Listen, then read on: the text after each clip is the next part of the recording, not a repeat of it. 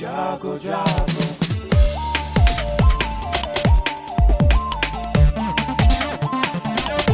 Radio जागो जागो radio जागो 90.4 FM। नमस्कार, ये रेडियो जागो 90.4 FM है।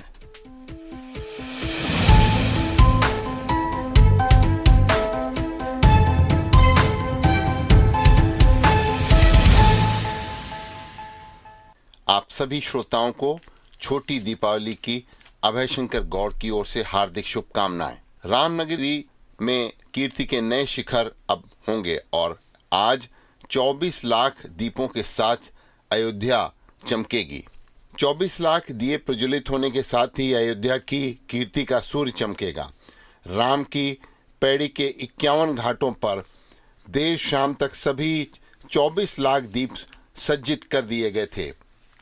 इन्हें सज्जित करने में 25,000 स्वयंसेवक 3 दिन तक पूर्ण मनोयोग से कार्य करते रहे। अब उनके अभियान की पूर्णाहुति आज दीपों को प्रज्वलित करके दी जाएगी।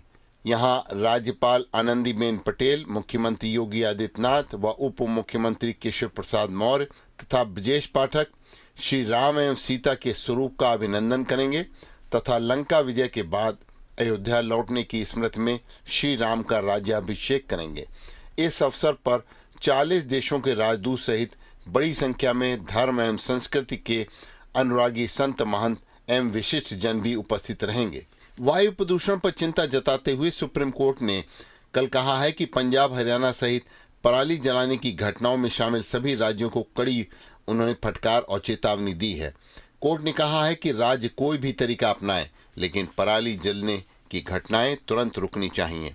लोगों को ऐसे नहीं मरने दिया जा सकता। कोर्ट ने किसानों से भी सुझाव दिया है कि वे पराली जलाने की जगह दूसरे विकल्पों को अपनाएं और जिम्मेदार भी बने। मुख्यमंत्री योगी आदित्यनाथ ने कल धनतेरस के अवसर पर प्रदेश की माताओं बहनों को बड़ी सौगात दी। उन्होंने लोक भवन में प्रधानमंत्री योजना के अंतर्गत प्रदेश के 1.75 करोड़ पात्र परिवारों के लिए निःशुल्क रसोई गैस सिलेंडर रिफिल वितरण अभियान का शुभारंभ किया। इस अभियान पर योगी सरकार द्वारा 2,312 करोड़ रुपए खर्च किए जाएंगे। मुख्यमंत्री ने गृह लक्ष्मियों को यह सौगात निःशुल्क सिलेंडर की दी है। धनतेरस के दिन कल देश भर में सराफा बाजार में जबरदस्त उत्साह देखने को मिला। Indian Boolean and jewellers association ने बताया कि धनतेरस पर 42 लाख टन सोने की बिक्री हुई।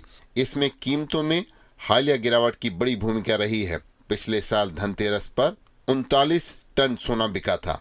Federation of all India traders के मुताबिक देश भर में सराफा बाजार में सोने चांदी का करीब 30,000 करोड़ रुपए का कारोबार हुआ। 27,000 करोड़ रुपए के सोने के आभूषणों और इससे बने अन्य उत्पादों की बिक्री भी हुई। चांदी का व्यापार भी करीब 3,000 करोड़ रुपए हुआ। पिछले साल धनतेरस पर सराफा बाजार में करीब 25,000 करोड़ रुपए का कारोबार हुआ था।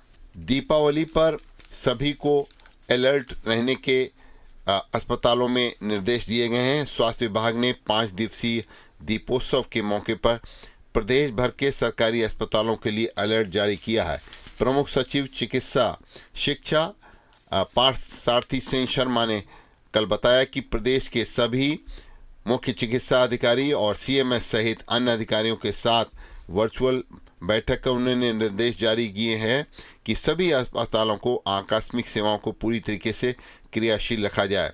खासतौर से सभी एम्बुलेंस को क्रियाशील रखने के साथ ही आकस्मिक सेवाओं में पर्याप्त चिकित्सकों व स्टाफ की ड्यूटी भी सुनिश्चित करने के निर्देश उन्होंने दिए हैं। हरदोई में कल स्वतंत्रता संग्राम सेनानियों और बलिदानियों के घर पर त्योहार की खुशियां बांटने के लिए अलग अलग स्थानों पर अलग अलग अधिकारी पहुंचे। स्वतंत्रता संग्राम सेनानी व बलिदानियों के स्वजन के सम्मान की मुहिम हर वर्ष दीपावली पर अधिकारी खुद उनके घर जाकर मनाते हैं। जिलाधिकारी मंगला प्रसाद सिंह ने इस वर्ष और सराहनीय कदम उठाए और सभी परिवारों से संपर्क किया।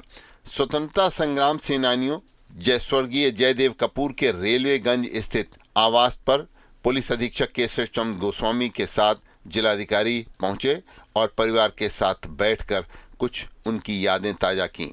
स्वतंत्रता संग्राम सेनानी के पुत्र संजय कपूर को जिलाधिकारी ने शाल उठाकर सम्मानित किया और उनसे समस्याएं पूछी। परिवार ने मूर्ति लगाने और जहां उनका आवास है मंगलीपुरा की सड़क की मरम्मत की भी बात रखी, जिसे पूरा करने के लिए जिलाधिकारी ने आश्वासन भी दिया। हरदोई से लेकर गांव तक आतिशबाजी सिर्फ निर्धारित स्थान पर ही बिकेगी। आतिशबाजी का विक्रय भी स्थायी व अस्थायी लाइसेंस धारकों द्वारा ही किया जा सकेगा। प्रशासन की ओर से इसके लिए शहर से लेकर ग्रामीण अंचल तक कुल 34 स्थान चिन्हित किए गए हैं। हरदोई शहर में प्रशासन की ओर से 154 लोगों को आतिशबाजी बिक्री के लिए अस्थायी लाइसेंस जारी किए गए हैं। त्योहार पर अतिरिक्त बसों का संचालन करने में इस बार प्रदूषण के कारण समस्या आ रही है। इस पर आनंद विहार तक सिर्फ BS6 की बसें ही चलाई जाएंगी। अन्य बसों का संचालन कौशाम्बी तक होगा। बसों के नियमित संचालन के लिए कर्मचारियों को लगाया गया है।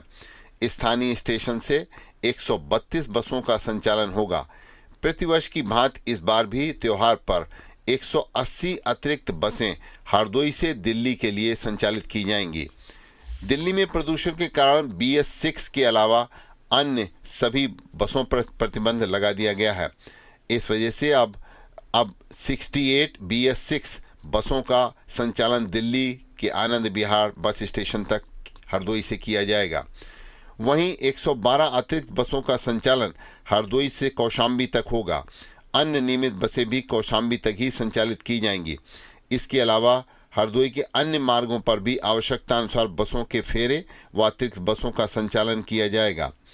रीजनल मैनेजर अपराजित श्रीवास्तव ने बताया कि सभी ARM को त्योहार पर यात्रियों को असुविधा न हो, इसके लिए बसों का नियमित संचालन करने के निर्देश भी दिए गए हैं।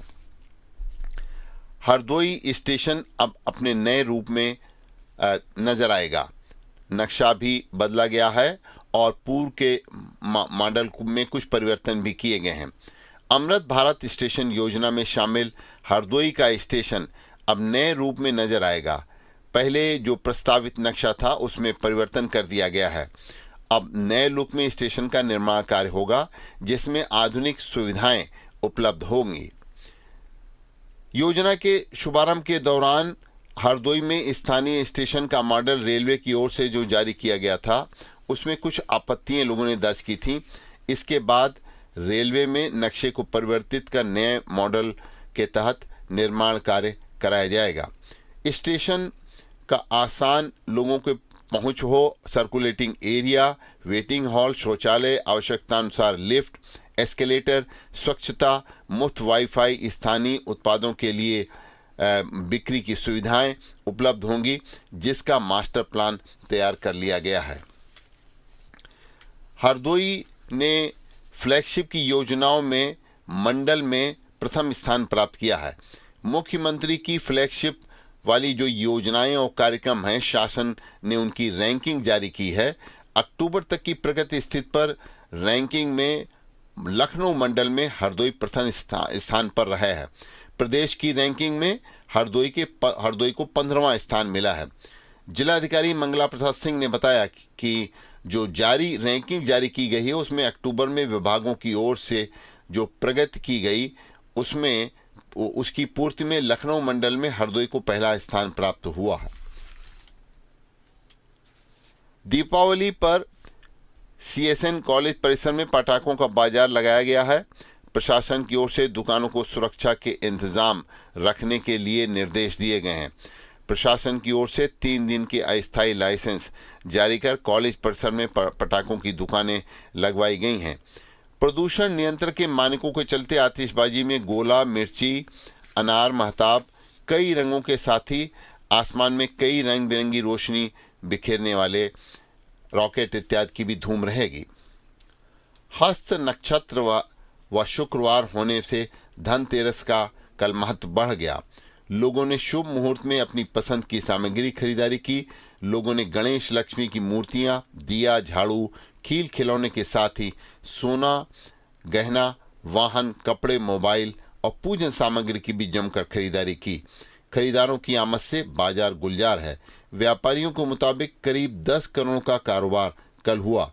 दीपावली की शुरुआत धनतेरस से ही हो जाती है।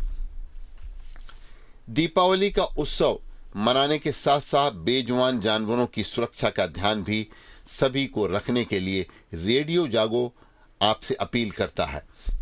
आतिशबाजी और अन्य कारणों के कारण